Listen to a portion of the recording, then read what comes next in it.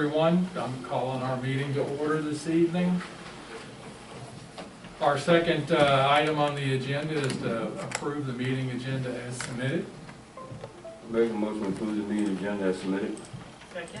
We have a motion and a second to approve the meeting agenda. All those in favor, say aye. Aye. All those opposed? Motion carries. Thank you all. Okay, we're going to go down to presentations, and we have board member comments. Anybody? Nope. I just have a quick comment. So the poetry anthology that was a joint project between Gamble Schools and Boyle County Schools will be in our hands this Thursday. We're very excited. It was just sent to the printer today. And we'll have copies for sale, and I will bring copies for sale on Monday. If you all would like to purchase one for $10, I thought it would be hilarious if we all purchased one. And then made a challenge to the Boyle County School Board to also purchase one. Because we would love that support. Okay. And Mr. KJ Stanfield is one of our published poets. Pretty cool, right? That means that Mr. Stanfield should buy two, I think you're probably right. because he might have to give one away to somebody else. That's right. Wade, do you have any comments for the public? No, I don't. Well, maybe I do. But I just wanted to say, I'm sure I've already said that, number one, that I am just so proud of the Denver Independent Schools, all of them, because they have definitely been doing their due diligence to work hard for our students. And also, you know, of course, we're fortunate because this part of Kentucky, we could have been just like other parts of the state. And so, you know, I learned to count my blessings. And so, just wanted to say that, you know, they are in our thoughts and prayers. And I know that their boards, just like us, are working diligently, you know, to provide, you know, what is best for those kids in those sections. And so, just wanted to publicly say that. So, those are my comments. Thank you, Wade. On the same lines, we learned, or I did today from KSBA, that Jenny Bruce passed away. She was killed in the tornado in Dawson Springs, independent, nice lady. She served 40 years in her school district. And it's just always a shame when it hits close to home. Dawson Springs is a really cool school district. Nice place to visit, a nice place to be, and so forth. And so we have to be thankful for where we are, and we have a lot of these school districts that aren't going to open up until January because their buildings are being used as the, you know, relief centers and so forth. So anyways, so you go through COVID, and then you go through a monstrous tornado, and our school staffs are always presented with challenges, and I can honestly say, just like ours, they're always there to meet it and usually beat it. And so prayers to all those folks. I do want to make one comment. I did get to the Rudolph the Red-Nosed Reindeer Junior play that the middle school did. It was well done. It was a musical. They're always fun. And kudos to all the kids and staff that able to put that on. So it was a wonderful performance. So anyways, let's go to the superintendent now. Glenn, anybody? Okay. Yeah, for tonight for my comments, I just want to share some good news regarding a certificate I received on behalf of Danville Independent Schools that was really an acknowledgement of our district's outstanding participation in the Kentucky Safe Schools Week this year.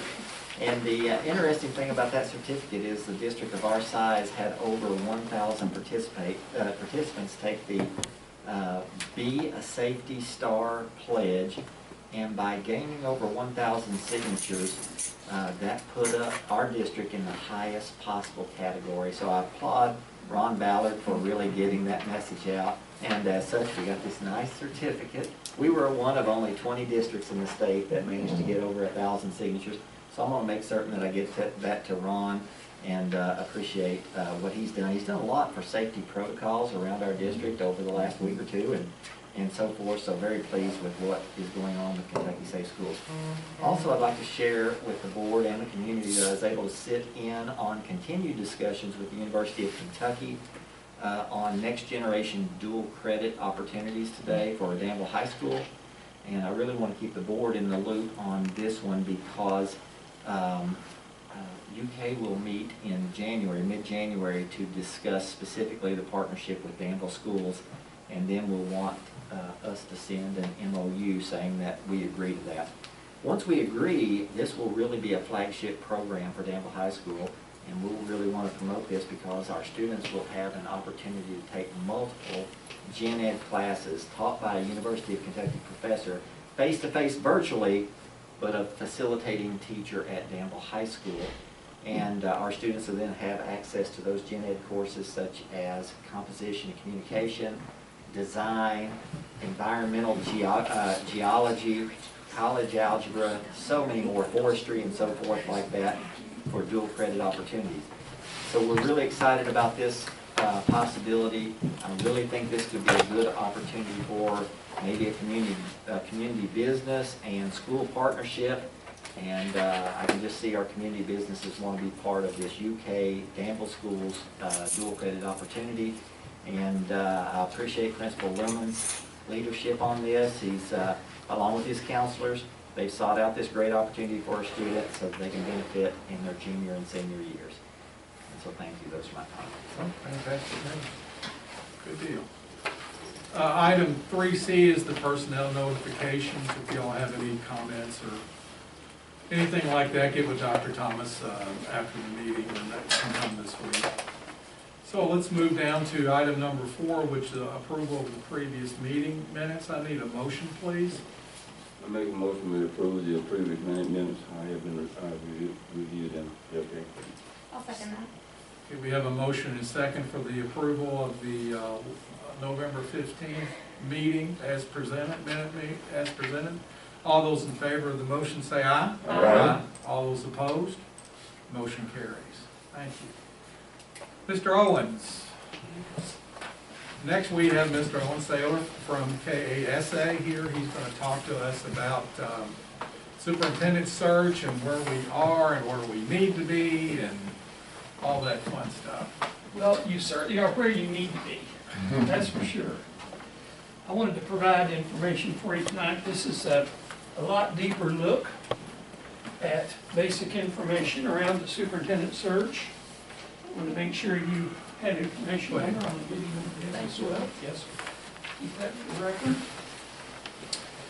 Just an opportunity here to talk through a little more specifically the process that we are involved in here. And Sherry's putting that for us there. As you know, most of the work that I'll be doing with Danville Board and your screening committee will be through Zoom. I thought this was a great opportunity for me to follow up and be with you to answer any face-to-face questions and be a little easier for me to kind of share the specifics about all this with you in person. So thank you for giving me time to do that, and I hope you find this helpful. And again, I'll say to you, you're in a great place. Your window's open. There are applications being submitted. I can share with you privately. I want to be careful we don't put all public information out about there, but I will share with you privately the number of applications that are coming in. Matter of fact, I've got you all on email now. I got yours today, so I'll send you a message out tomorrow morning to let you know specifically those numbers. I do know some specifically, but I haven't checked with Wanda in our office today. But I'll do that. I think it's good for us to, for you all to know that, but maybe that's just something we hold on to for now. That's an employment issue. You want to be careful about it. So I want to talk to you a little bit about your screening committee. That's coming up here before too long. Before I jump into that, I did give you quite a bit of information here. I wanted to make sure your policy and the law was in your hands. The first page that I've given you, and I have numbered the pages for you, really speaks about your responsibility to appoint a superintendent. Gives you all the specifics and legal jargon that you need to know about it. It's something you're going to want to keep handy as the process moves forward. Ultimately, though, it says that you're going to select someone based on recommendations at the beginning from the screening committee. So I wanted to start that because I think that really is the next big thing that's coming down the line here. We follow the law in terms of what the responsibilities and the development screening committee looks like. And I gave you a sheet there that talks about the screening committee. Could you take a look at that for just a moment with me, please? That's on page 3. Speak specifically about the members of the screening committee. 2 teachers, and those must be elected by teachers in the district. Now, what has traditionally been done, the KEA rep from your district has been approached, or from a district has been approached to ask if they would be willing to oversee that election. Very similar to school-based councils, the leadership of the district cannot be involved in these election processes. So I don't know if you've already done that, Elmer, but that would be my recommendation, that you would approach them and ask them to take charge of that and then report who that member of the committee, those members would be. Yes, sir. It's a really good way to handle that, and lets them handle it on their own. 1 Board of Education member, and that's appointed by Mr. Becker. You make that decision. Mr. Becker is part of your responsibility. 1 principal, essentially, normally what happens, they'll take nominations at a principal's meeting. Whoever's leading the meeting steps out. Elmer, you would step out and let them run the meeting and make that decision, and you come back and they tell you who's been selected. This one gets a little tricky in that it's parents, and it's the presidents of the parent-teacher organizations in your schools, what the law says. Now, it doesn't mean they necessarily are the ones who actually choose the parent. They are responsible for making a decision about the election of parents. Like the teachers run their own election, the parents should be running their own election as well. So what normally happens is there's a meeting called of the PTO presidents, and that information is shared. And then they then design what that looks like through nominations. They might use a survey monkey, put it out, let folks respond to it that way with nominations. Then they do an election process. But again, that's their responsibility to oversee that and then report who that member is. 1 classified employee, again, this one gets a little bit tricky in that someone within the district has to run that. Sometimes it's the superintendent's assistant who at least sends out the nominations, and then as long as whoever the superintendent is at the time is not involved in that at all, then again, they're responsible for selecting who it is. So the key here is that the folks who are being elected are elected by the folks who are sending them, not the district staff. One very important element here is your district would be eligible and required to have a minority parent or minority representative on this screening committee. And so if there is not a minority parent or classified or teacher that is elected, then or a board member, then there will need to be an election, and that is being run by the school board. In essence, Mr. Becker, you probably would assign Mr. Thomas responsibility of getting out a nomination form. That's the only time that can take place. And again, you would send out the nomination, you would take nominations, and then you would hold that election, but it would be a parent that would be elected, and the law is pretty clear about that. That has to be, that in your district will be eligible for that. So if a minority teacher or classified or board member is not selected, or principal is not selected for the committee, then that we will take that next step. It's just a matter of when we'll get through the first round of elections and see where things stand, and then we'll take that next step if necessary. You understand that process? Elmer, you can call me at any time. I'll be glad to help you with that communication. I've got lots of documents where folks have sent stuff out. We've got letters and nomination letters and all sorts of things. If you need help, all you have to do is contact me, and I will get that going forward. Okay? Yes, sir. The big important piece here is that screening committee, and I will tell you in terms of the legality of this, that's one area that you must really be careful about, that you take care of that screening committee and you follow those procedures very closely. So on January the 24th, I'm going to be asking you to go into closed session with me, and we're going to talk about the screening committee results. Those folks that are on the committee, I want you to know who they are, where they're from, and what they do. We're going to finalize some survey questions, and we're going to get to that in a minute. I gave you a copy of the basic survey. We'll get to that in a minute. We'll talk about that.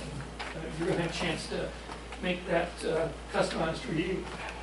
We're going to talk about your preferred criteria. So one homework assignment that you have now is I want you to start thinking about specifically how you want to describe your next superintendent.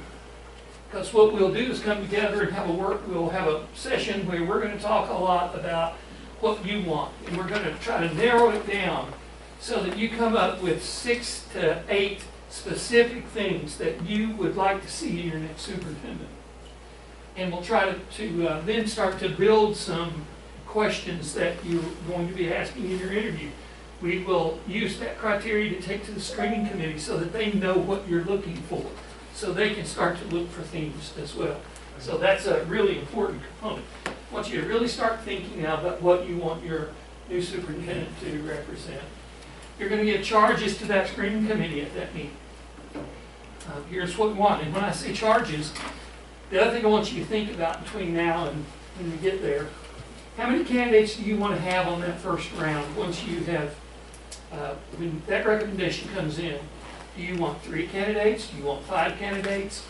You will start to talk about what you want in the initial recommendation from them. And that's very important because they will ultimately start to rank candidates, and so they can send you their top candidates. They need to know how many you want to see. Bottom line is, if you don't like any of those candidates, you don't have to accept any of them. You can choose whatever you want. But initially, they need to know what you're looking for. So it's a good thing to start thinking about. You're going to have, my guesstimation is, you're going to have somewhere between 15 to 20 candidates when the applications come in. I think that's the trend line. And so you can decide then what you want to do and how many you wish to have on your interview list. From the 28th of January to February the 2nd, which you all you gave me a thumbs up on, I'm going to conduct the online survey. If you would, in the packet that I've given you, if you would turn to page 4, page 4 starts the survey. This is a general template. Now I've amended it so that it looks like yours, but it's a draft. And what we'll be doing in that meeting on the 24th is we'll be talking about survey questions that you would like to add, amend. You can use the questions that you have now, make them specific for Danville, whatever you want. I can make changes instantaneously so that the survey looks like you want it. This is a general template. A lot of these are generic questions, but they're good questions, I believe. We use them quite often. So we would ask you to take a look at that, and when we come together, come with some ideas on the 24th that you would like to share. We can make this really customized. You can also decide at that time, do you want this for parents? Do you want it for employees only? Do you want it for the community? You can do it as broadly as you want, and we can disaggregate this data in many different ways and show you what the community likes, what parents are looking for. If you want to survey students, you can survey students as well. It would be totally up to you. It's a really great tool. And I get excited about bringing back the data to show you. And what you'll find generally is that the things that you're looking for, the community's looking for also. And that's really important because you want to align those things. You want to find those things that are common between what your community and your staff and your and students are looking for, parents, so that you can really narrow down those criteria. And then what you're doing is representing what the community is asking for, which is really important in this process. Okay, so that's one thing that we'll be doing. We'll conduct that survey for 2 weeks. I can print that and have it because I'm coming to you on February the 14th. What a lovely way to spend. Do we need to get you a box of chocolates? Yeah, that would do. You mind if I ask? Yes, sir, please, go ahead, please. Two things on the survey. So will this be available online for people to do? Yes. And will there also be an open response area? Is that a You can possibility? add that, absolutely. We can have a comment box there that you can use and allow them to give general comments if that's what you want. You go from a quantitative measure to a qualitative, and then you'll need to do some coding, as such as you know, doing your doctoral work. Be some coding you want to put in place to try to, or things as simple as a Wordle to collect those things that are thematic. We can add to it and open it and put as many things as you all like there. I was gonna ask, so if we take the survey, we refine it to our needs, we can put that on our web pages? Oh, absolutely, you put it on web But then the pages. results would definitely shoot back to you guys? Yes, it comes to me, and I run the reports. And then can send them to you, I send them electronically, and then, so you can see them, and then I'll show up, and we can talk about anything you can see there. It comes in graphs and percentages, and it really does a good job. So I think you'll find that to be very helpful and give you a lot of good information. I'm going to move that screening committee, the first meeting online to February the 8th. I had a conflict, so that's a week later than I had originally intended, but we're still well within the guidelines. That's just an organization meeting where I'm talking to them, and what I'm sharing with them, several things. One, they have to elect a chair for that, and they'll do that at that meeting. They're going to review the legal responsibilities, and I'm going to start with the idea that the screening committee is a screening committee, not the superintendent selection committee. And they are, the mission is for them to identify candidates based on your requests, to send us if you say 3, then you send them 3 candidates, any of which would make a fine superintendent, so you can make a decision. That's the goal of that committee. How much do you talk about confidentiality? A lot. We signed a non-disclosure that asks them to provide that, to be confidential in every process and everything that we do. Because you know, there are folks who will apply for a job thinking that they may want to leave their district, but they don't want their employers to know that. And so I think it's really important, those who are on this, that it's not to be talked about, because you could jeopardize somebody's employment somewhere else. Absolutely. On the application, which I'll show you in just a few minutes, there's a place there for someone to indicate whether they are ready for someone to contact their district. And I tell candidates all the time, if you're going to apply for a job, go ahead and tell your supervisor when you do that. It's better to do that on the front end, unless there's a situation, if they don't want us to do that, that's fine, but when it gets interview time, you're going to have to speak to somebody. If they make that interview, I don't think you want to, if someone's got such an issue with their current employer that they don't want to talk with them, you got to know what's going on to make a decision. So I'll work with the candidates when we get to that point. At some point, they've got to let the boss know that they're doing it. And it's better to do it on the front end. I think it's easier, and it's a lot more transparent to do it when they put the application in than when they're about to get an interview and tell the boss, hey, by the way, I'm going tomorrow for an interview. That's a different kettle of fish. It is. And that's the main thing. I think the board collectively just has concerns, is confidentiality, because it's just something that, especially if you're an administrator, you've been in that role. That's right. It's a terrible position to get in, and you may not even get out of the starting gate, and yet that's already flying around that you've applied for that damn job. That's right. So I just wanted to make sure that's a big emphasis. I will with the make selection sure. committee. And even one of the things we do, even though you all kind of have that as your general operating, everybody that gets these applications to protect the candidates from our end, we ask everyone to sign a non-disclosure, even board members. It says, and it really does talk about the importance of protecting the future of these people. They're taking a risk.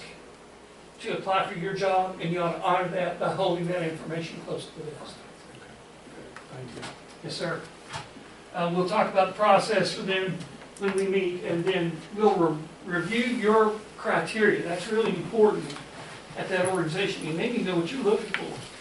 We'll go into closed session on February the 14th, and we're going to look at survey results at that closed session.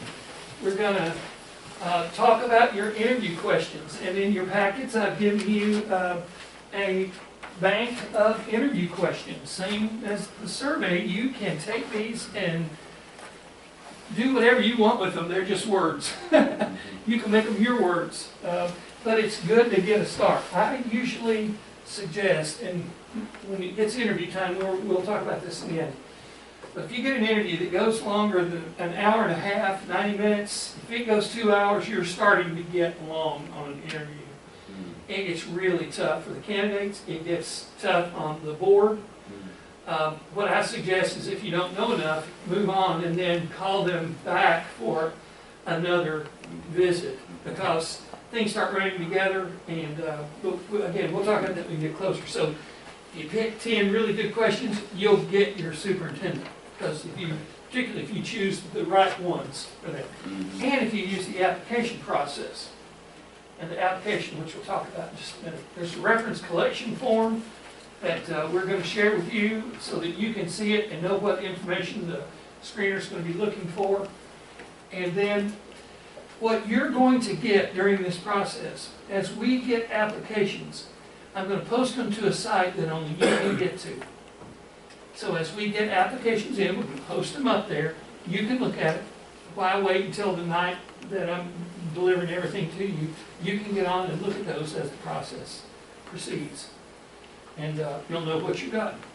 And so you'll have access, starting probably January 1st, you'll have access all the way up until we start this work. Excellent. Okay? That's and so does the screen committee. And so when you get your recommendation from the screen committee, here's the great thing. You can say, hey, wait a minute, I like that application and I don't see that recommendation here. I'd like to recommend we add that person to the list. Or you ask everyone to look at that again, and you will go through that process pretty thoroughly. You're going to get a lot of information from us in advance. Okay? So let me talk to you a little bit about the application. If you want to see what I put up there for the application, you may have logged on and looked at it next time. On page 13 of this packet, I've given you that. It's a document that is filled in by the applicant, and a lot of general information, but I take you to page 16 at the bottom, where we start into some narratives for them. At the very bottom of page 16, you'll see what are the most important qualities that demonstrate your readiness to be a superintendent of schools. And then you go to the next page, and I went specifically for you. Why do you want to be the superintendent of the Danville Independent Schools? I think it's important that you choose someone that wants to be with you. Not just looking to be a superintendent, but they want to be your superintendent. And they ought to be able to articulate that clearly. What do you like about Danville Schools? What do you got? What do you have that can make Danville Schools even better? And then the next section deals with, is aligned with the 7 superintendent evaluation standards, where they can respond to each one of those elements, 300 words or less. So you get a lot of information. That was what I was saying. Looking at the application, you're going to get a lot of information about their background and experience. And that'll help a lot. Okay? And this is just a draft, right, for us? Yes, just for you. This is not what is this what they're seeing? They will see that, absolutely. Okay. There's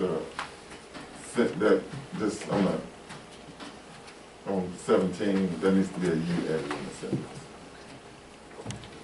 What do you like to see? Oh, thank you very much. Yes, This, thank you. Is it draft? Okay. Thank you. Thank you very much. I appreciate that. I'll get into me. When the screening committee finally gets together, they're going to review every application that's submitted. Every single one. And you're not going to get an application. You're not going to be, I'm not gonna forward an application that the applicant is not either credentialed or prepared to be credentialed to be a superintendent.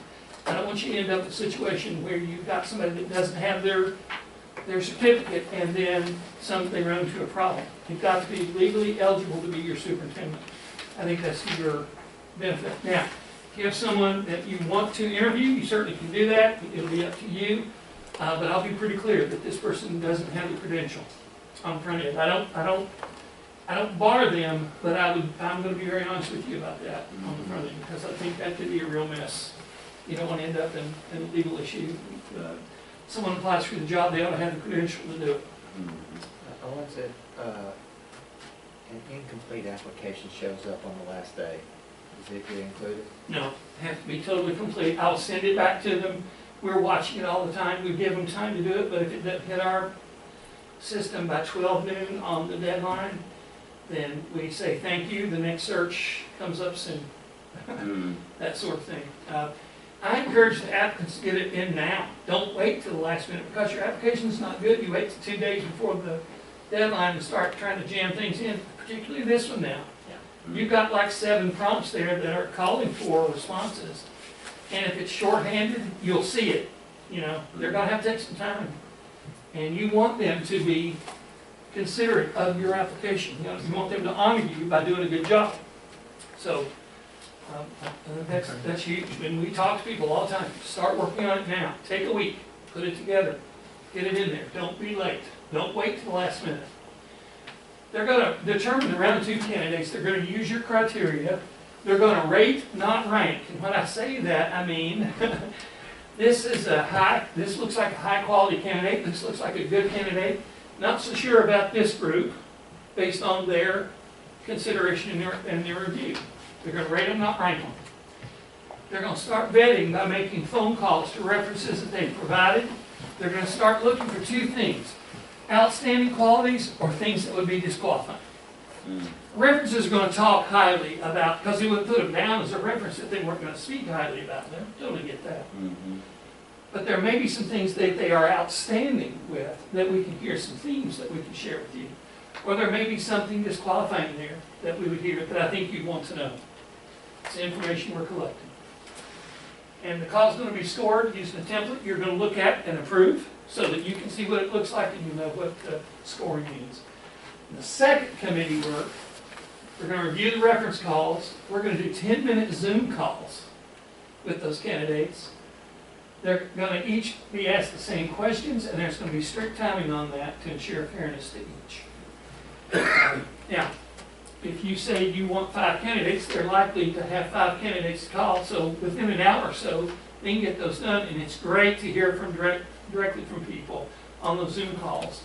Gives the screening committee a lot of information. Finally, they're going to develop your final recommendation, then they're going to be ranked, not rated. Because you got to come up with a list, and it'll be based on the number that you said you wanted. If you want 5 candidates, they're going to send you 5. But they're going to be listed in alphabetical order, not rank. Because the screening committee screens candidates, they do not select them. Does that make sense to you? I stayed right on top of that. But any 5 of these, hopefully, if that's what you choose, would be eligible and a great candidate to be your next superintendent. On the 14th of March, you go into closed session, and at that we're going to talk about the committee recommendations. You're going to determine the finalists specifically. You're going to put together an interview schedule. You're going to go into closed sessions when you do those interviews. You'll set it by consensus. You'll decide as a group when you want to do those. You'll either do 2 a night or 3 a night. You can go all day if you want. You decide how you want that to work. I'm going to provide additional background if requested. What does that mean? If you look at me and say, I'd like to know more, beyond those reference calls, I'd like to know more about this candidate, would you get information for us? And then that's when I go to work. And I will find people, and I will find that information, and I'll get you information that you need about candidates. Okay? Oops. So, I've shared a lot of information with you. I want you to hold on to this stuff. This is just guidance documents. But I wanted you to know that I'm thinking about you and excited to get started with this work. And Elmer, if there's anything that I can do to support as you start pulling together screening committee, let me know and I'll respond to it immediately. You all have questions for me? I have a question. So Yes, ma'am. the only place I'm seeing for student input is in the survey, is that correct? Yes. Okay, so I hope that we can find a way to get our students really involved in that process, because I really want to hear what they know, or what they want out of the superintendent. So. Great. And you can do all sorts of things internally as you want to do. If you want to offer this to students, fantastic. We could even cater one to students. If you wanted to do one for students specifically, you tell me what you want, and I can put that together, and we would just do it just like we would do this. It's not no cost, nothing like that. It's trying to get information. How do we release it to the community, that survey? Because I know if we put it on our website, it's only gonna reach like our parents. So do we send it to the newspaper or? You can do a lot of things. If you've got civic organizations, churches, any contact you want to make. Some districts get it out to the fast food folks and they put it up on their marquees, or they, just kind of your PR folks should kind of go all out on it. And you're open for 2 weeks, that's a pretty good length of time to be able to do it. So radio's helpful, local radio. Newsletters, one of the best, if you want to get a lot of parent response, those school newsletters do a really great job. And as far as the modality, you said it's online. Is there an option to also have filled out in person or? If you want that, all you have to do is print forms. Okay. And you can have them at schools if that's what you want.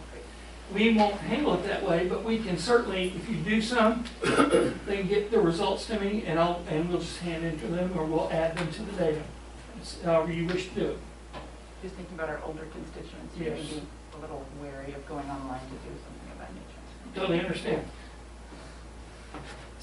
Other questions for me?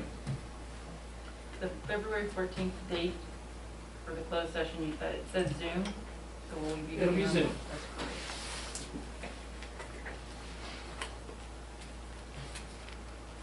I think we're good. Do you guys have any questions?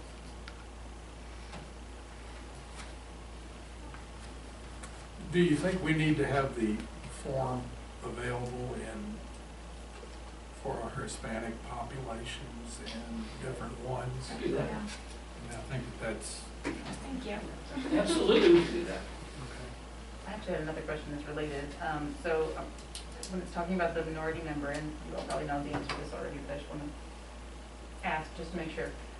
We have more than one minority group that is over 8%. So are we just saying like any one person from the minority? Anyone. Okay. You only increase the size of the screening committee by one. Gotcha.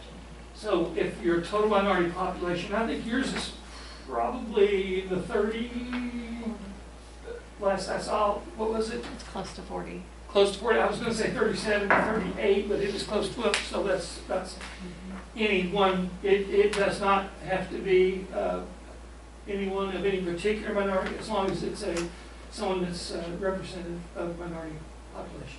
Thank you. So at that rate, what is it, 6 people? So we should have at least 2 minorities, just personal, preference, given the stats. I'm just saying, personal preference, on the board, can we make that decision? That there should be at least 2 minorities? Can't do that? Not the screening committee. You just have, in terms of the number of. Yeah, I was saying based on the total number. percentage that we're almost at 40, would it be too much to? You have one appointment by the board chair, and then you have the election. So that's really the only option that the board has for placing someone. Does that Okay. make sense to you? Yeah. Because everybody else is elected. Yeah. They could be elected, but you just don't know. The board doesn't control that. But, okay. Great. Anything else? No, it's a good process. It works. Good. And I want you all to be happy. You can contact me at any time. I've got all your email addresses now. And so I'll be sending you stuff quite frequently, just and some articles about what superintendents are doing now. So you can see that. I'll send you news and names of some fantastic people that are connected out there that you would be really interested in hearing from. I want to wish you all happy holidays, and thank you. I just want to Thank make you. sure that you'll send us the updated on the timeline, Yes, sir, I will. because what we have is what we had before, right? Yes, sir. I've only made one change, and that was February the 8th versus February the 1st. Okay.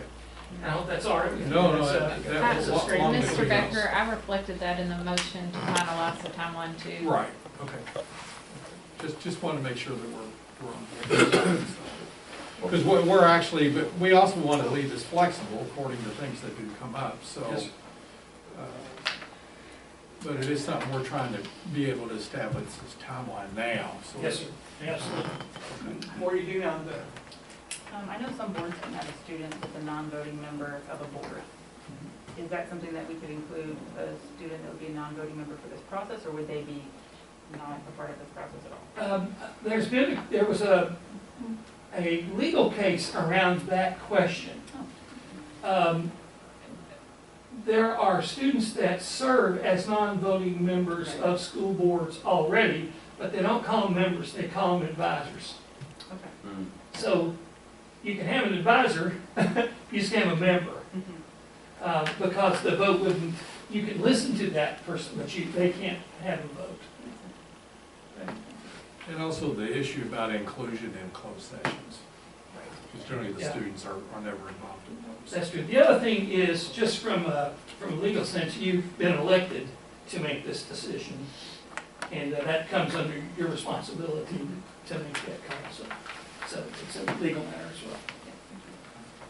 Hope I didn't get too confusing on that one. There have been some questions about Fayette County wanted to have a student on their selection when Dr. Manikopoulos was chosen as the superintendent, but it failed in court, so. Mm. I thank you all very much. Happy Well, holidays. thank Good you, to see happy holidays. Thank you. Thank you. Nobody else can do Thank you for all See this. you. All right. Thank you. Okay, so, we're looking at finalizing the timeline, so the only adjustment on that is gonna be from February the 1st to February the 8th. So, actually, I don't know that we actually need to approve this. I had talked to Vince about this before. He actually said it's a working document, it's a living document, and if we go through and do a board approval, then we have to come back and change the document. This way, it's a draft, and we can make the adjustments that we need to go, so. So we wouldn't be able to change it if we voted on Yeah, it. well, We'd have to come back to we'd another have to meeting come- just to change the Exactly. Yeah, agenda. so leave it at the time it is. He just said, just leave it like it is, and it'll work itself Makes out. sense, that makes sense. Yeah, it does. All right, so seeing we're gonna go to 5C on the board member appointment by the chair, and I'm gonna appoint myself. And we'll just go from that start, and of course, there'll be a lot of interaction with you guys along the way, so. Mhm. All right, let's move on to reports. Kim? Oh, I'm sorry, Stephanie. Good evening, let's pop up here so you guys can hear me hopefully. I am Stephanie Abel. I am with White and Company in Lebanon, Kentucky. I live in Lebanon, but I live on Danville Highway, so it's nice to not have too far to trek this way, because I'm still in the Marion County side, but definitely headed down the road on 68, if you will, so it's nice to be semi-close to home, for sure. I want to thank you for the opportunity to be here. Anytime that we get to work on a school board audit, I do consider it a privilege, and so I just thank you for allowing our firm to be here, and don't take that lightly. Want to start here. You have a copy of the audit report in front of you. I believe you also got an email PDF copy ahead of time so that you've had a chance to look over that. I will not go over all 100 pages of text with you. It's not 100 pages in length, but as far as sheets of paper, it gets in the high 90s. And I will, if we did that, you might not like me by the time it was time for me to leave. But I want to start with the Independent Auditors Report, which is, if you flip just a couple of pages back, it's really page 1 after those table of contents, and just let you know that you have an unmodified opinion, which is the opinion that you want to have, so that's the good one, that's the clean one.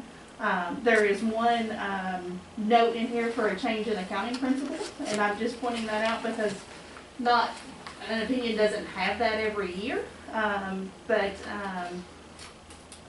Kim can tell you we looked at Fund 25 is now for student activity funds, and there was a change in accounting principle, and then a following recommendation from KDE that student activity funds be brought into munis at least once a year.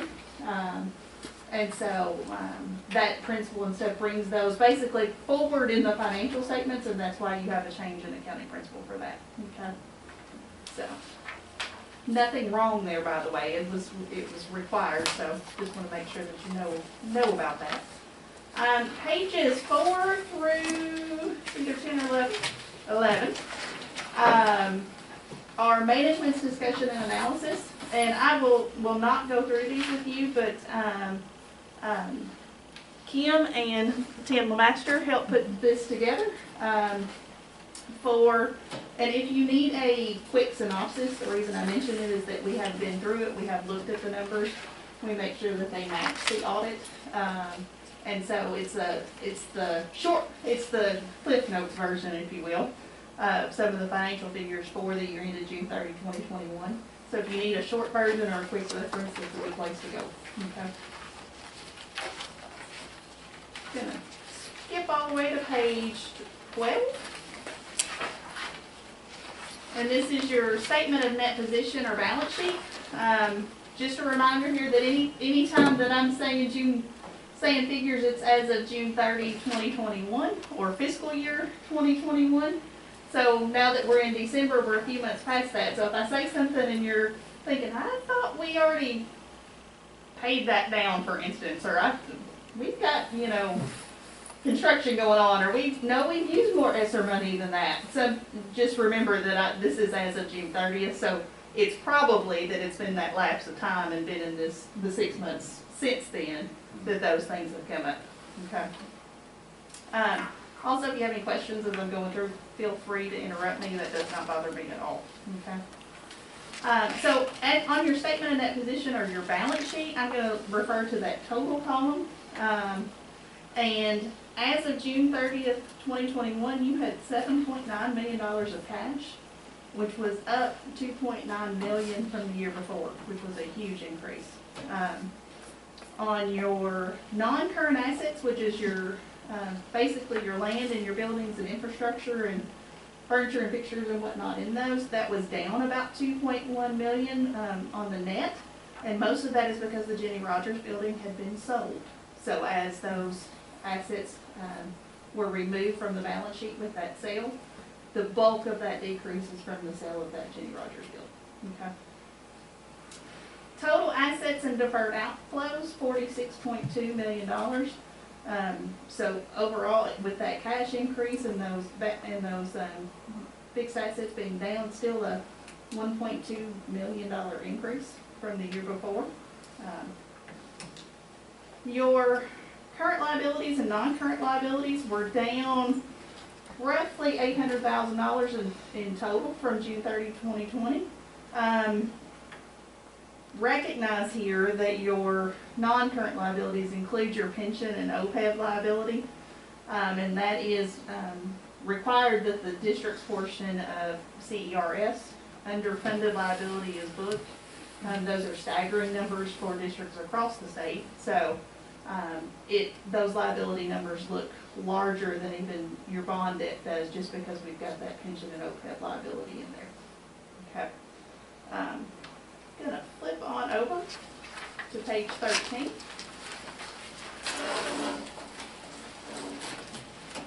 And I always say this page looks a little funny even to me because of the presentation. It is required presentation. It's laid out the way that we have to lay it out. I personally prefer something that would be much more up and down as opposed to this way, but, they don't give us a vote in how we have to put this together, so. For your expenses column though, for the district in that very first column, total school district's expenses, $28.4 million. This part includes depreciation on your fixed assets, okay? And several of the other adjustments, so this part's on the full accrual basis. You're like, what's that mean? That means your debt principal comes off the front on the balance sheet, your depreciation expense and whatnot is here. Which is not the same as the munis statements that you get, because those numbers aren't in those balances, okay? So $28.4 million, up about $237,000 from the year before. But your revenue for the year ended June 30, 2021 was up about $560,000. So you more than offset that increase in expense with your increase in revenues. Overall, the district had a very strong year.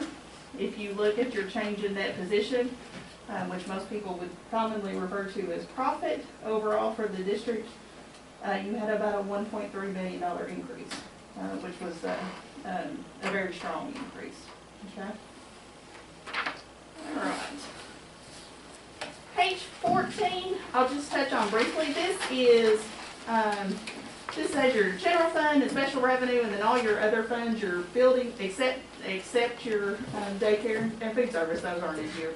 But capital outlay and the building fund and whatnot become that other governmental. This next set of numbers more closely mirror what's in munis. So when you get your updates from Kim on the monthly basis, this is the part that mirrors that. And you say, well, why do you have two? That's because it's required. And if you look on page 15, and then actually again on 17, there is a reconciliation that has all kinds of jazz in it, but it lets you know what the pluses and minuses and the difference are, so that the two sets of statements do really go together. It lays out those differences and whatnot for you. Not going to spend a whole lot of time on that, but I just want you to know what you're looking at and why there's two sets. On page 16, I do want to point out one very strong increase for the district, and that is that your general fund balance increased almost $3 million for the year ended June 30, 2021.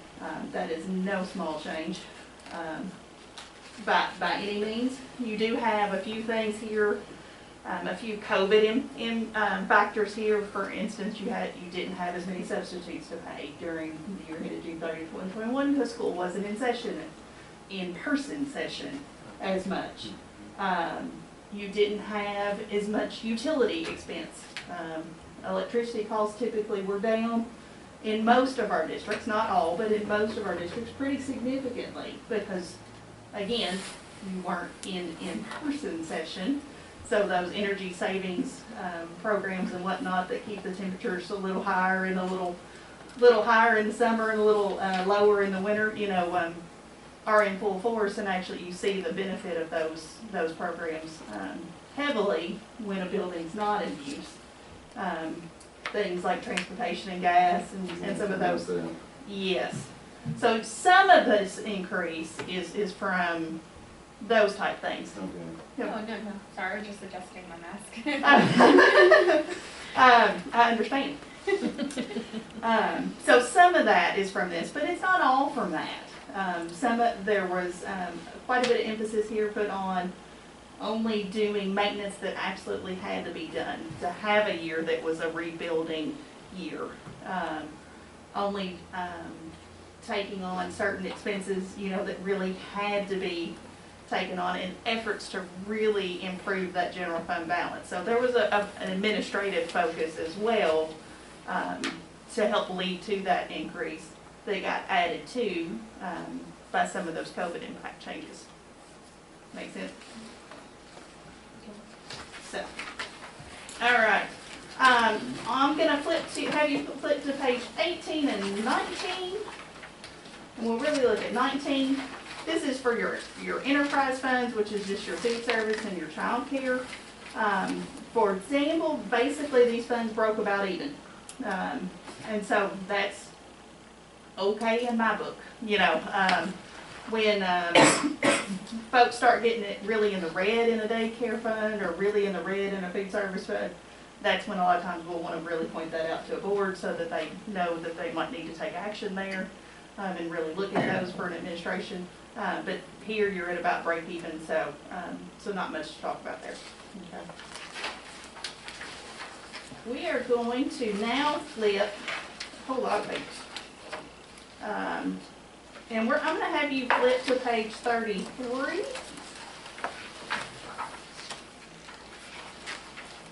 And you all are aware of this, but I do want you to know that it is in a part of this audit.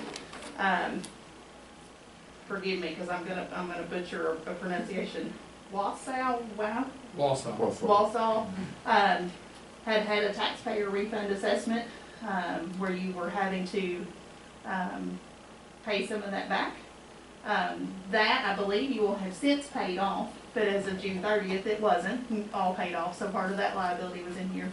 The other thing that I want to point out is that the Corning liability was booked for this audit, because that it was a known number that existed for that full amount. So that is also in those liabilities, and I just want you to know that it's in there. I know you're aware of it, but I did want you to know that it got included in the year ended June 30, 2021.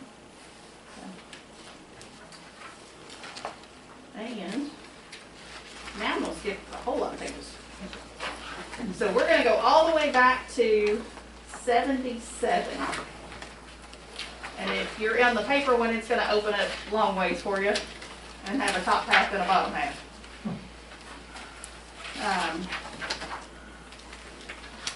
And this is your schedule of expenditures of federal awards.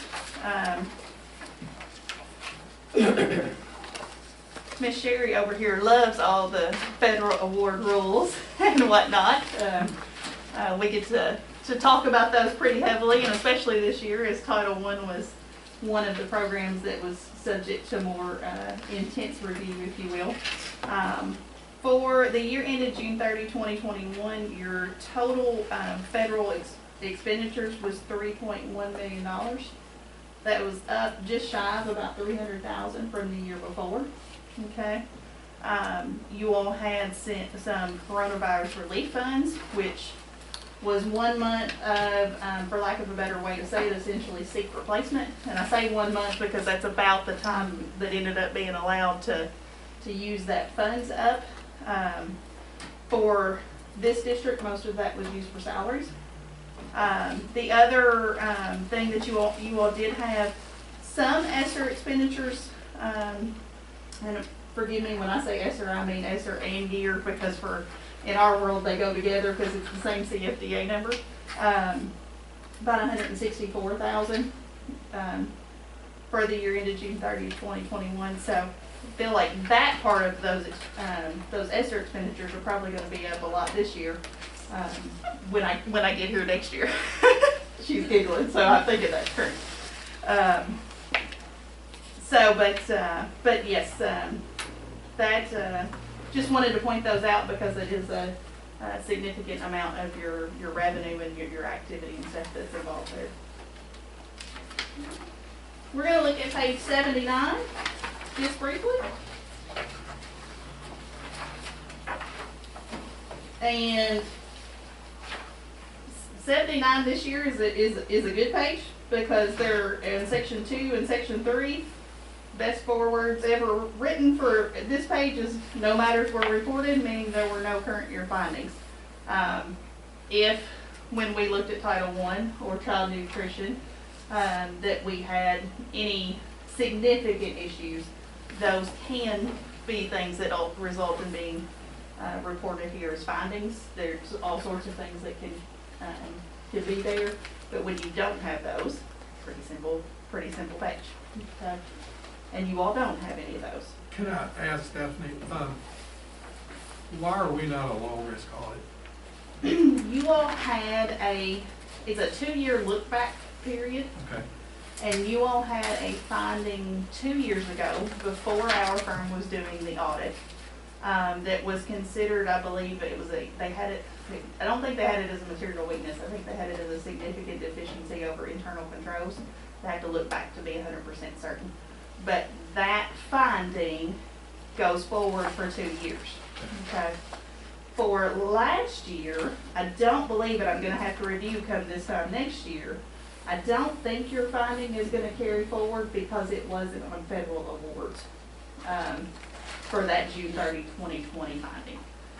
We did have a finding last year that has been resolved, and there's just a current year status update that that's been resolved. Right. And it also was not pertaining to federal dollars. So I don't believe, I think for 2022, that we will get to move that over to a low risk. Okay. I just wanted to get clarification on it because I thought we had kind of gotten over that hump. Yes, and it's a 2-year look back, not a 1 year. Okay, So that's what that is stemming from. okay, thank you. Okay, sure. The last couple of things I want to talk about are at the very back. Starts on page 82, and then there's another one on 84, and then the very last one is on 88. And I'm just going to summarize these. There is a report on internal control over compliance, which is on your federal award expenditures. There's a report on government auditing standards. These are both the unmodified clean reports. If we ran into any of those compliance matters that I was just talking about on that that showed on that previous page, then typically there will be a modification to these reports that says, hey, we had this finding and we found something, and this is letting you know that finding is in there. We don't have any of those for this year. So these are both also the unmodified or clean or good, however you want to phrase that, versions of those reports. The other thing that I will tell you, the page on page 88 is a letter that we are required to give you as the board. That if we run into trouble with the audit, if we can't get information, if we can't complete it, there's all sorts of things that can come here, but we don't have any of those things. Sherry's been great to work with, Kim has been great to work with, the staff here has been great to work with as far as getting us information and getting us answers to what we need, and if they can't get it immediately, they're telling me why they can't get it immediately, and that they're gonna get it for me, just, all those types of things. So we don't have any of those issues present. So I want you to know that is also the normal standard verbiage there. But those letters can change if any of those matters are present, but we don't have any of that. Okay. There's a couple management letter recommendations in there, very minor things, honestly. Important enough to be in the report, but not something that I think is super significant or something to really worry about. Anybody have any questions? So, the major differences between last year's report and this year's report are? Probably just a little bit stronger financial performance for 21 than 20. And we don't have any kind of finding, and we did in 20, that was related to construction, as you're aware, and if you're not, it's in there, you can read back through that. Definitely a definitely a good year for the district, is, financially, audit-wise, and not that last year wasn't, but 21 was definitely a strong year. And then one last thing for the public to know, because I was called today because they saw the agenda. You all are not hired to detect fraud. Correct. So, and I think the public doesn't understand that. We do have to ask about fraud. Yes, you do. And if we find fraud, then we have to figure out what to do with it next. And if it's a very minor item, say we figured out, I really think somebody might have taken $100 from one of the school activity accounts or something. Then we have to figure out, okay, who needs to know next? And sometimes that can just be the principal and the superintendent, or the principal and the finance officer and the superintendent. If it's more severe than that, then it becomes, okay, does the board need to know this? If it's at a higher level, if there was money misspent, or what could come up in our realm a lot is that that we look at Title I funds, for instance, and so it's got more scrutiny this year, and we see that Title I paid for, you know, A, B, C, and D that Title I can't pay for. And sometimes we find that.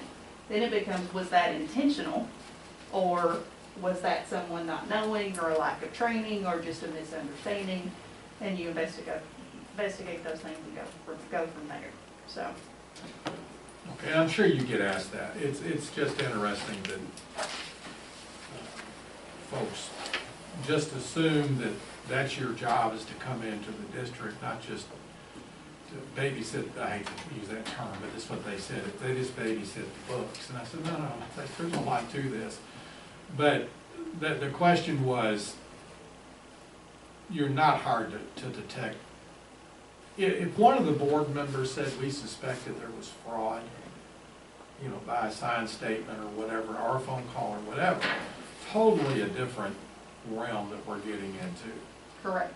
And that's generally not something you guys would even take on, is that correct? We could if we thought it was going to impact the audit. Sometimes it becomes, we had a situation one time where we've done some additional agreed upon procedures, and those were outside of the audit because they were above and beyond in an area that the board felt they had concern in. They just had some uncertainties. We ended up not finding anything, and they were okay with that. But they just had some uncertainties and had some unease there, and so we ended up looking at those things. It would depend a lot on what the nature of it was. Fraud a lot of times can be boiled down to employee misconduct. And so it becomes a matter of, okay, is this employee misconduct that is something that needs to be handled by a principal and a superintendent, or is this, or HR, however the protocol in that district is, or is this something that is getting over into misuse of funds, and what does that mean to the numbers, what does that mean to the compliance? And that's the part where we would have to be involved, because then we've got to do something to address it. Does anybody else have any questions? No. Okay. Well, thank you so much. It was a great report. Thank you. Really appreciate it. Okay. Let's go next to 6B, which is the financial report, financial statement. And before you start, I'm glad you are here with us and feeling better, Kim. Oh, thank you, because last week was not a good week. But I appreciate the comments. And I want, one thing, if you have had a chance to take a look at the financial statement that I uploaded, I will tell you that this is a working reconciliation. We received the bank statement today, and so we also had claims, our invoices, and our payroll is in balance. Our revenues, we're still working on getting that reconciled. We had $4.5 million of revenue over the month of November, and some of that was in a lot of $1,000 increments, kind of going in and out, and several checks that bounced, so we had to back that out. And anyway, I just wanted to mention that, so at the next board meeting, I'll present the final version of that. But bringing up the tax revenue, excited to tell you that we have collected 81% of our tax revenue for the year. So they were lines, and our tax department was, the last 2 days of November was, he got his money's worth out. So we did I should say a, we got our money. you got your money's worth out of Jake. He did a great job. And we've had some assistants in other departments that's helped us with the inflow of the deposits. So I really appreciate them for taking one and moving it forward. So, the expenditures, like I said, are correct. The revenue, we're still working to make sure it is accurate. And do you have any other questions about those dollar figures?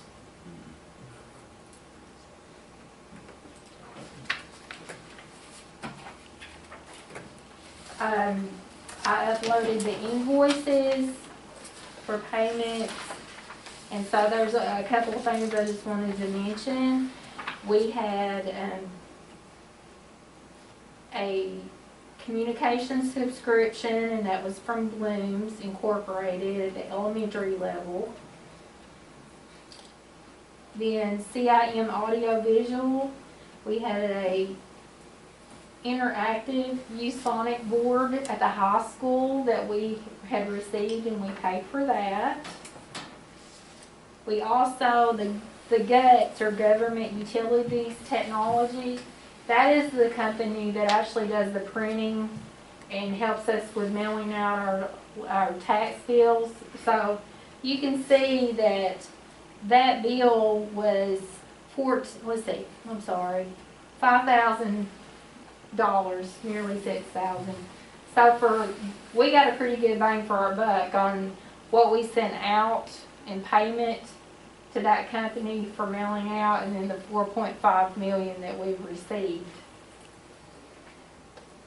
We also have, our telephone system was updated. I think we've heard Mr. Gover talk about that. And then we also had some services from Christopher Whitsell, and he does counseling at the high school. So there wasn't really a lot that was unusual for the month or extraordinary. I also want to mention our Escrow Funds. I've uploaded a spreadsheet that shows our different Escrow Funds, and the changes from October to November are present on that. I thought that might be helpful to see where the money is actually being spent at. And then also the balance that's left in each one of those funds. So if you have any questions about that, just please feel free to contact me and we can talk about that. Does anybody have any questions or things that you want to talk right now about concerning the invoices or the financial statement? No. Okay. Anybody? No, I appreciate it. Thank you. Oh, thank you. I know you've been sick, so. Thank you so much. Yeah. We appreciate you getting this out. Oh, I know it was tough, so. I'm glad you understand. Thank you. We do. Okay, so what we need to do is let's go back to 6B. We need to get a motion and a second on the financial statement. Make motion that we accept the financial statement. Second.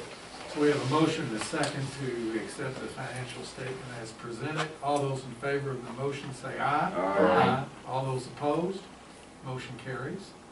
So 6C would be the approval of payment of invoices as presented. So we need a motion, please. I make Go ahead. a motion to approve the financial payments of invoices as presented. Second. So we have a motion and a second for the approval of payment of invoices as presented. All those in favor of the motion say aye. Aye. All those opposed, motion carries. Thank you all. Thank you, Kim, we really appreciate that. You're welcome. Okay, Dr. Thomas, Mr. Lumen had to leave, correct? So do you mind picking up the CSIP report from the high school? Sherry's gonna Sherry's take care going of to do it, okay. Okay, Sherry? I'm trying to You're get getting there. When you take action in e-meeting as the meeting's going, it takes a little while I know. to get to the next screen. I thought maybe just because you're old, that Well, that too. Oh, boy. those are fighting words. I don't get offended very easily. Santa Claus ain't gonna see him. We already know Okay, that. so the reason you're seeing the Danville High School CSIP and not the other schools is because all of the CSIPs have to be site-based approved, but where Danville High School is an additional targeted support and improvement school and ATS High School, there's also has to be board approved. Okay. So, and of course, when we went through the data a few weeks ago, we talked about they're an ATS high school because of the low performance of their special education students. So you'll see a big section in this CSIP that if you were to look at Hogsheads or Tollivers or Bates, you won't see that in theirs because they're not required to do that portion because they don't have that federal classification. So you can skip over the first few pages. It's just the explanation of what goals are required. So for high school, they have to have a proficiency goal, which is reading and math, a separate academic indicator goal, which could be science, social studies, or writing. All of our schools chose writing. An achievement gap goal, a graduation rate goal, and a transition readiness rate goal. So if you look at their proficiency goal, it's increased proficiency in reading from 32.6% to 65.2%, and for math, 31.2 to 62.4. I'm going to try to go quickly through these because you've got the CDIP too. That is a 3 to 5 year goal, the goals. And then if you look down below, I could see the look on Jennifer's face like, that seems like a big jump in 1 year. But if you look down below under objective, you see the yearly goals. So you see reading is really 32.6 to 39.1 for this school year. And math is 31.2 to 37.8. And that's in your sophomore students. Your sophomore students are who take reading and math. And then you can, I'm not going to go through all this unless you really want me to, the strategies and activities that they're doing in the building. I'm sure you all have looked over this. So I'm just going to keep going until somebody stops me. So separate academic indicator, they chose writing. So you can see there's a pretty big jump for the goal, but that's a 3 to 5 year goal. And if you look down below, their jump for this year is 8 percentage points. They want to go up in proficiency in writing. And that's your junior students take writing.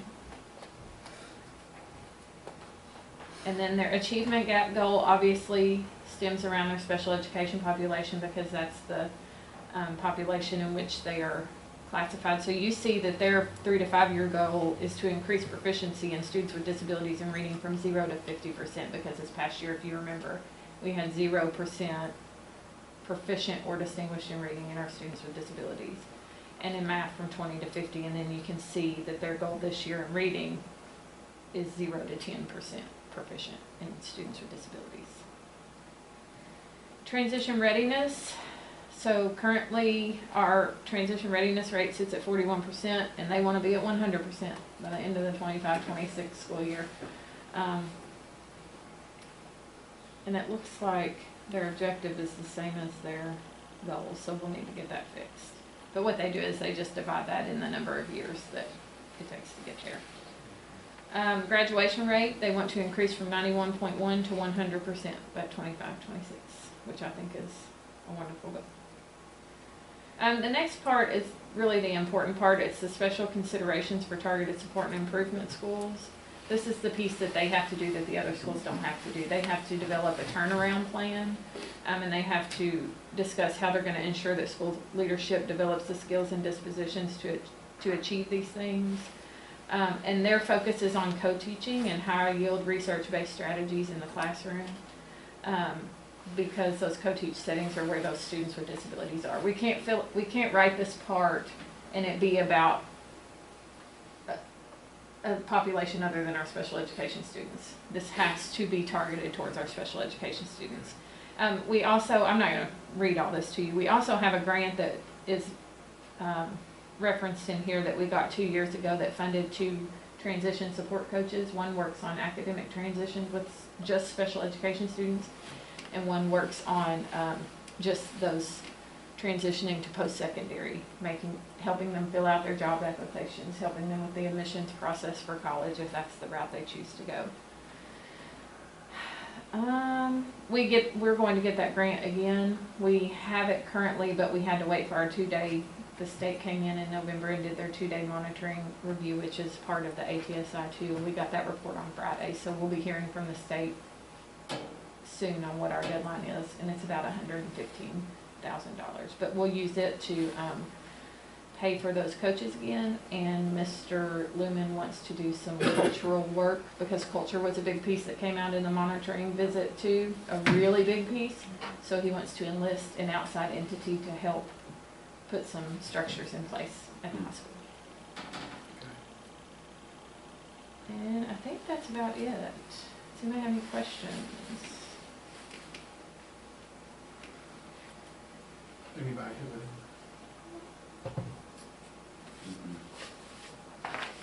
Okay, keep going. Yes.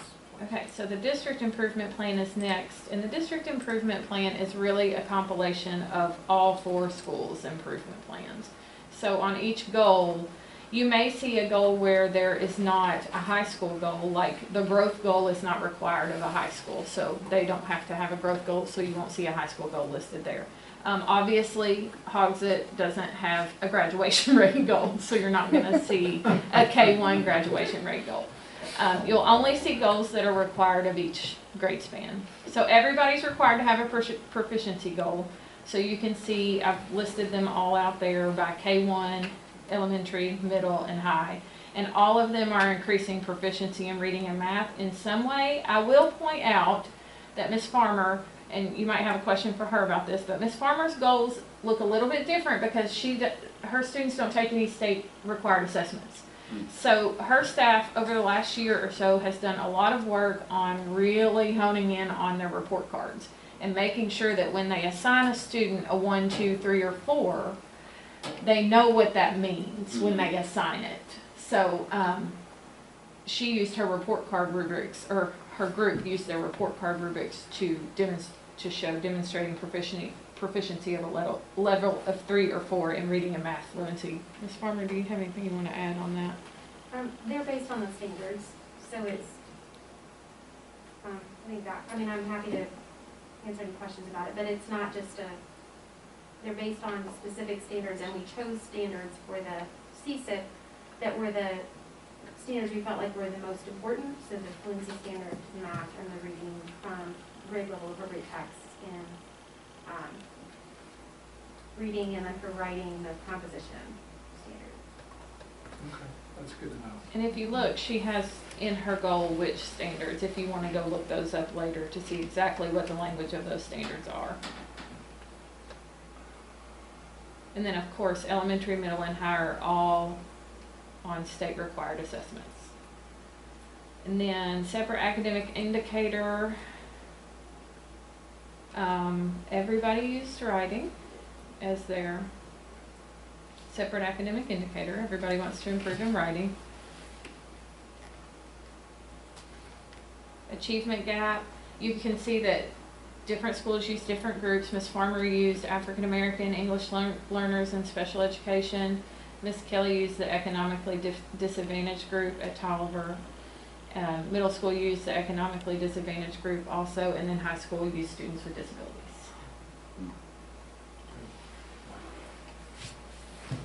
It's a very hefty document, sorry. Growth goals, Ms. Farmer used Brigance and kindergarten readiness, wants to see an improvement in that. And then elementary and middle just want to decrease combined novice and apprentice in all areas. And there's not a required growth goal for high school, remember. That's why you don't see one there. On the next one, you will only see a high school goal, transition readiness. It's only required of high school. It's the same goal you saw in his CSIP, and graduation rate is the same goal you saw in his CSIP. And he's the only one that's required to do that at that level. And then the special considerations are the same for TSI schools because we only have one TSI school. Some districts have more than one, so they have to do this based on each school, but we only have one. So, are there any questions on that? I do have to have approval on both of those. Well, we can do that. I think that, I mean, reading all this was, you know, a lot of people would say it'd be kind of dry. I thought it was really interesting. And I see that we're really making efforts. We have a lot of good work going on in our schools, a lot of consistency across buildings, so. And that's what's rewarding about all this, is that we're taking care of our kids on a very systematic way to do these things. Also, you're getting quantitative information back, so you can really look at it. I do have one question.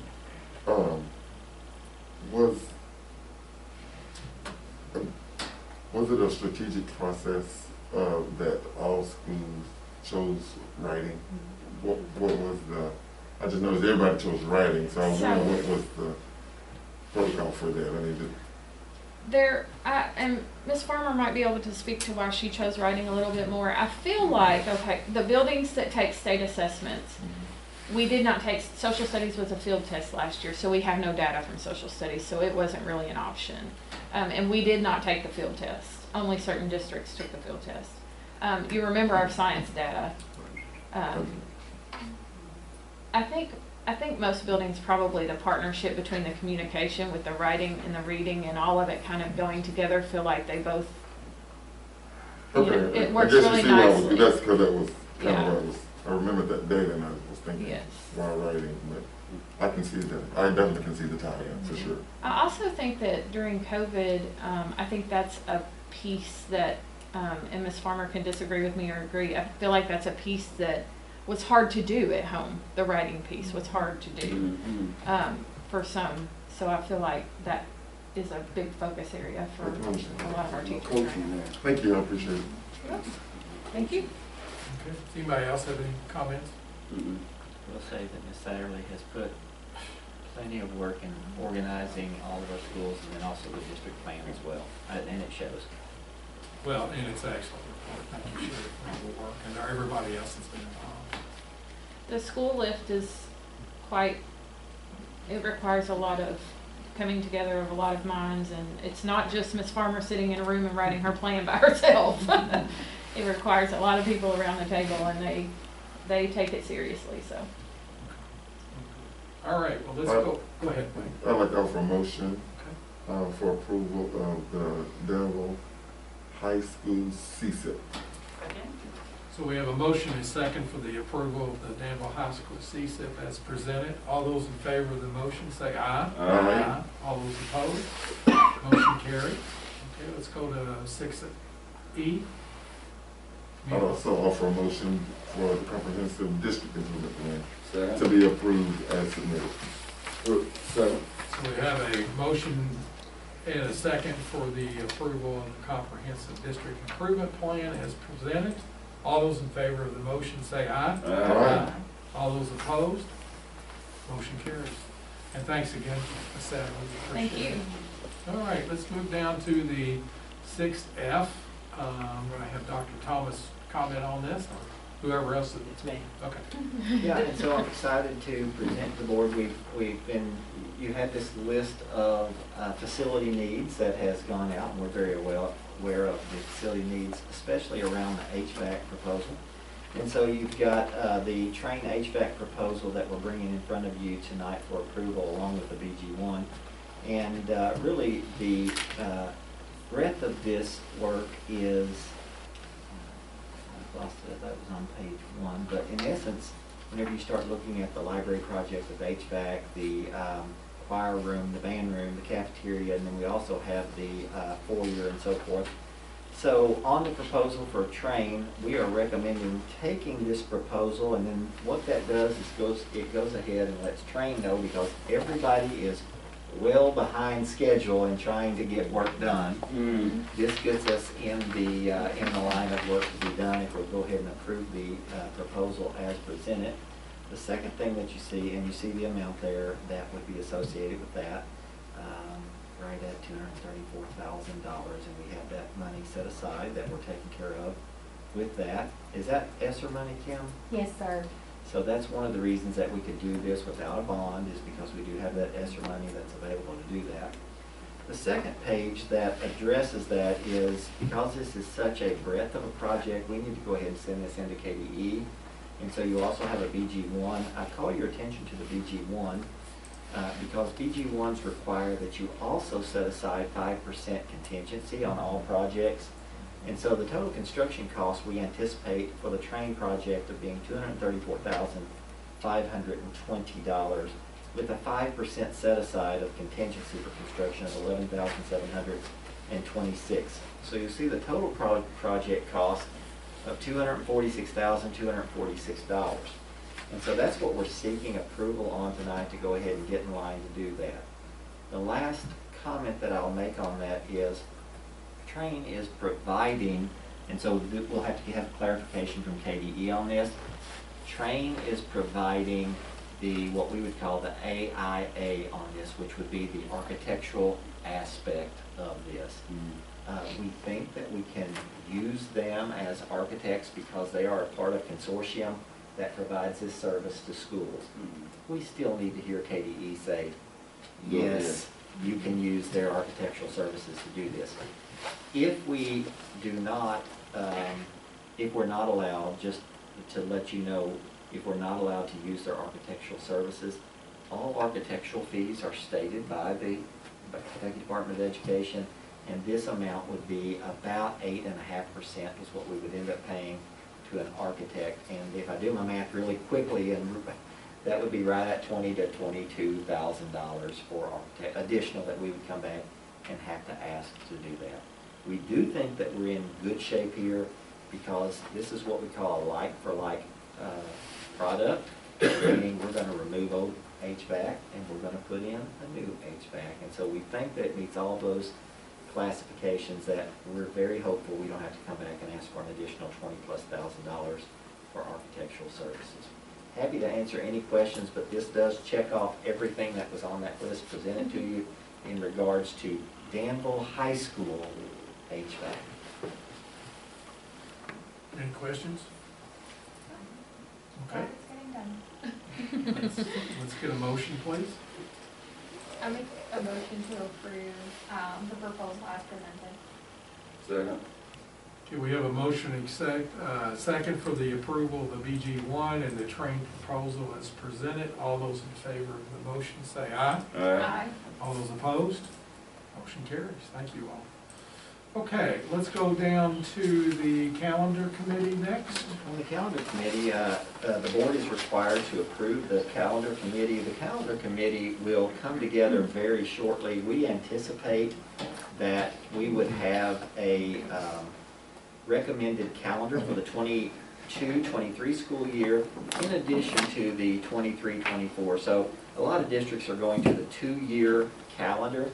As a board, you're always going to have a right to come in and change the calendar if something goes haywire and these calendars don't work.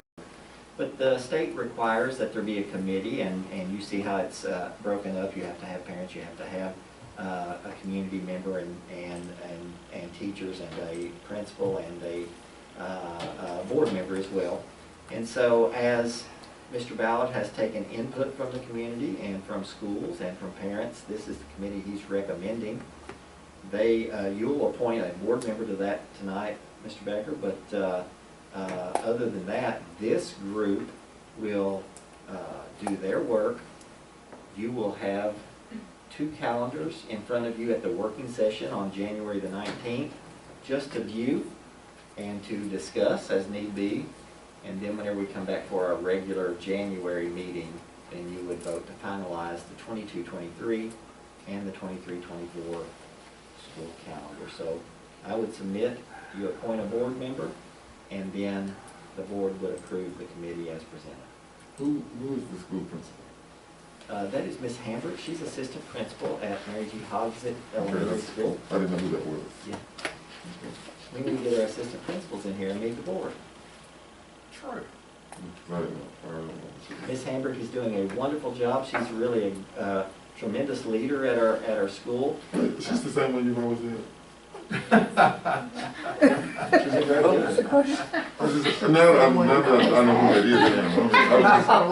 I'm just putting it, I know who it is now. Because I've met her, yeah. I love it. No. Could fail that way. I do not know who she is. So does anybody have any questions about the calendar committee? And I think the selection of the choices so far really. It just was that principle to me. Yeah, Assistant. I'm with you. So, is there a board member who would like to volunteer? I'll volunteer. Okay. Anybody have any? I think that's perfect. All right. Okay, so we'll appoint Esther to be the board member representative, and then I guess Mr. Ballard will be in touch with you about when the meetings are going to take place and so forth. So, okay. We need a motion to accept the committee with the addition of Esther being on there. So Make a motion to accept the committee with the addition of Esther as the board member. Second. So we have a motion and a second for the approval of the calendar committee as presented. All those in favor of the motion say aye. Aye. All those opposed? Motion carries. Thank you all. Thank you, Esther. Okay, let's go down to item 6H, the Danville High School Anchor Plaza. And so, I'm excited whenever, I like it when things get done. And so I'm excited about the opportunity to bring in front of you John Carmen, a Danville High School graduate, and he's presenting a plan to put our Anchor Plaza together. And Anchor Plaza, as you all know, we have a 14,000-pound anchor that has been donated to the district and paid for through the Alumni Association being transported here. And we are currently in the process of having that anchor. One side of it was sandblasted. I think by now it has been taken, turned over, and now is being sandblasted, and we'll get a nice coat of paint on there to a primer to keep it from rusting. And this is a project that we're going to use as an outdoor classroom. Again, we think that we have ESSER funds that have been given to us to create outdoor learning spaces. So in front of Danville High School, really about between the parent drop-off and Lexington Avenue, about halfway through there on the sidewalk, we'll create a really, really nice plaza with some bench seating. We're going to partner with the Alumni Association to maybe sell some bricks out there and get around that as well. And then our anchor will have to have architectural services to, we'll probably have a hole in the ground as deep as the anchor is tall. And I think we measured it at about 11 foot. About 11 feet. And so we have to have architectural services to do that. We have a tremendous rate that has been presented to us by Carmen Landscape Architecture. He's done work for Danville schools in the past. And I would recommend we hire, he's proud to do this work and do the planning for us. And I would recommend that that the board hire Mr. John Carmen to do this architectural service. He's doing this for a proposed lump sum fee, which includes planning, illustrations, etc., for $8,100. Pretty nice. I'd like to offer a motion that we approve Superintendent's recommendation to hire John Carmen for this particular project. I'll second that. So we have a motion and a second for the approval of Carmen Landscape Architecture for architectural services for the Anchor Plaza and a lump sum of $8,100. All those in favor of the motion say aye. Aye. All those opposed? Motion carries. It's exciting. I mean, we have alums doing the work, and it's going to be That's nice. it's going to be a great event for I don't us. know about taking it home with them. Nobody's going to go with it, go away with it, that's for sure. Okay, item 7, I'll have Dr. Thomas start on this. So we've done a lot of work, and certainly our staff have worked hard through COVID and getting the school year back in shape. We've had some really good funding through the ESSER funding that has enabled us to free up a little bit of money and to pay some things that we would normally not. And I will remind the board, and as Brian reminds us weekly, ESSER funds are only here for this year and next year. And so this board will be making, we're all smiles tonight, but we'll be making some tough decisions here in a year or two, or in about a year, some hard decisions that are coming. As such, we've been able to relieve certain aspects of the general fund. And so really to reward the faculty and staff for a job well done, we think that as we've done a little bit of calculation, that we can reward our faculty and staff sometime in the next couple of weeks with a gift of $75 for each faculty and staff.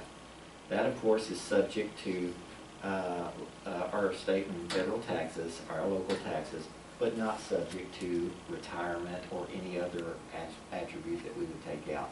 And really the goal was to end up taking about $50 per full-time and part-time staff member. When we did those numbers this morning, they came out to 331, but we know that we've got 4 that are kind of in play as well. So we're looking at about 335 staff members who would receive $75. That puts us somewhere around $26,000 for this total. More. 600, No. 26,000 gives you $75. yeah, that's right, sir. Yeah. You got me questioning, so let me just double check. No, I mean, it can't be 26. No, it's 20. So yeah, 25,125 more or less, and this would just be good recognition for our faculty and staff. This would be, we can't make payroll right now because payroll comes out in a few hours. So this would not be something that they would receive on this payroll, but shortly, within realm of the beginning of the year, we would easily see that this would be processed. We've got a December 30th payroll, and this one might be one that we just do a separate send out. So I'd recommend that we reward our faculty and staff for the hard work that they've been doing. I agree. We good with that? Do we need a motion on that? We do. I make a motion that we do the faculty and staff reward as presented by Dr. Thomas. I second that. We have a motion and a second for the approval of the proposal for faculty and staff rewards as presented. All those in favor of the motion say aye. Aye. All those opposed, motion carries. Thank you. Okay, item number 8. We have basically covered all business that we need to for this month in this meeting. So I would like to get a recommendation that we cancel, or I'll just make the motion that we cancel the December 20th. Second. All those in favor? Aye. Aye, it passes, thank you. All right. And then reserved for the public, do we have anybody Let's that's wait going to speak? Becker and Wade. Okay. And so, item 10, we need a motion to adjourn. Adjourn, so ordered, so moved. Second. All those in favor of the motion say aye. Aye. All those opposed? Wade, Glenn. Motion carries. Thank